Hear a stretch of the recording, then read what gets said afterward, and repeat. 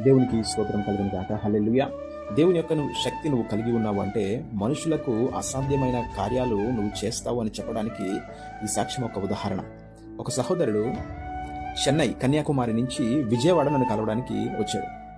ఎప్పుడైతే ఆయన వచ్చాడో ఆ సహోదరుడు ఆ పరిస్థితిని, సహోదరుడి యొక్క పరిస్థితిని, ఆయన వెళ్తున్న పరిస్థితిని, అనేక విషయాలు బయలుపరిచిన దేవుడు ఒక ప్రాముఖ్యమైన విషయాన్ని బయలుపరిచారు. ఏంటి ఆ విషయం అంటే, ఆ సహోదరుడు వచ్చేటప్పుడు ఒక డైరీ తీసుకుని ఆ డైరీలో తను ఏవైతే విషయాలు మాట్లాడాలనుకున్నారో ఆ విషయాలు రాసుకుని వచ్చారు అని దేవుడు బయలుపరిచారు. And one of the most important thing వచ్చేసి, ఆయన ఏ విషయాలు అయితే 10 విషయాలు ఏవైతే రాసుకుని వచ్చారో ఆ 10 విషయాలు దేవుడు ఒక్కటి కూడా వదలకుండా బయలుపరిచారు. దేవునికి స్తోత్రం కలుగును గాక. ఈ సాక్ష్యాన్ని మీరే వినండి, అనేక మందికి షేర్ చేయండి. దేవుడు మిమ్మల్ని దీవించును గాక. God bless you all. Praise the Lord. దేవునికి గంట మహిమ. నేను తమిళనాడు ఈ సాక్ష్యము మీకు షేర్ చేస్తున్నాను. కొన్ని పరిస్థితుల వల్ల నేను వాయిస్ టెస్టిమనీ రికార్డ్ చేసి పంపిస్తున్నాను.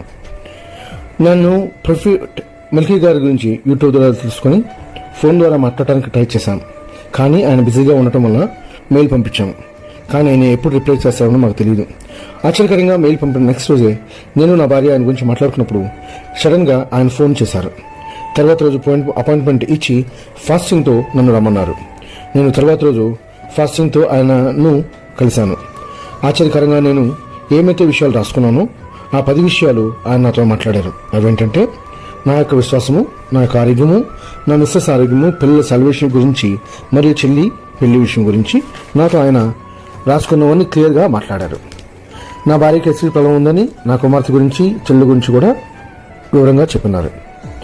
ఈ రోజులో దేవుడు ఈ విధంగా మాట్లాడతారని నాకు ఎంతో ఆశ్చర్యం అనిపించింది. రానున్న రోజుల్లో మరియు ఇతర రాష్ట్రాల్లో మరియు ఇతర దేశాల్లో దేవుడు ఆయన అద్భుతంగా వాడుకుంటారని మేము ప్రార్థిస్తున్నాము. దేవునికే గంటా మహిమ కలుగుగాక. ఆమేన్.